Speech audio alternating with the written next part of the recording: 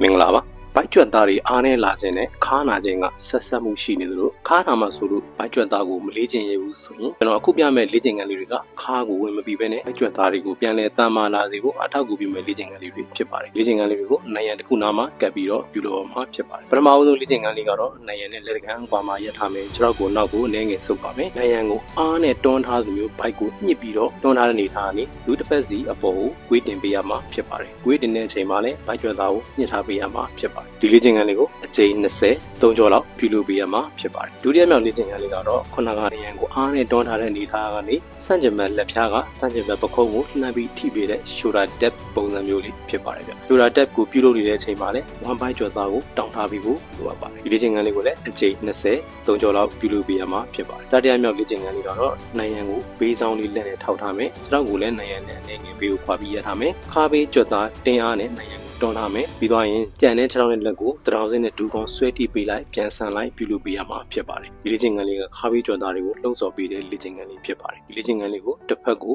ချိန်20 3ကြောစီပြုလုပ်ပေးရမှာဖြစ်ပါတယ်အသက်အရွယ်တစ်ခုကြောင့်ဘိုက်ကြွက်သားတွေအားနေလာလို့ခါနာခြင်းတွေစတင်ဖြစ်ပေါ်လာတဲ့လူတွေခါနာမှာဆိုလို့ဘိုက်ကြွက်သားကိုမလေ့ကျင့်ရတဲ့မိတ်ဆွေတွေအတွက်ဒီလေ့ကျင့်ခန်းသုံးခုကိုလိုက်ပါလေ့ကျင့်ကြည့်ဖို့ဖိတ်ခေါ်ချင်ပါတယ်ဗျလေ့ကျင့်ခန်းလေးတွေကမိတ်ဆွေတွေအဆင်ပြေမဲ့ကြိုးရှိမယ်လို့ကျွန်တော်မျှော်လင့်ပါတယ်ဗီဒီယိုလေးကိုစောင့်နေကြည့်ပြီးတော့လည်းအားလုံးကိုကျေးဇူးတင်ပါတယ်ကျွန်တော်ကတော့ကိုလူလေးပါပေါင်200ကျော်တဲ့သူတွေနဲ့အလုပ်များလို့လေ့ကျင့်ခန်းအတွက်အချိန်မပေးနိုင်တဲ့ busy professional 900ကျော်ကိုအိမ်မှာနေရင်ပြန်လည်ကျန်းမာလာစေခဲ့တဲ့ rehab system နဲ့ကိုညီလေးပြပေးနေတဲ့ fellows guide တယောက်ဖြစ်ပါတယ်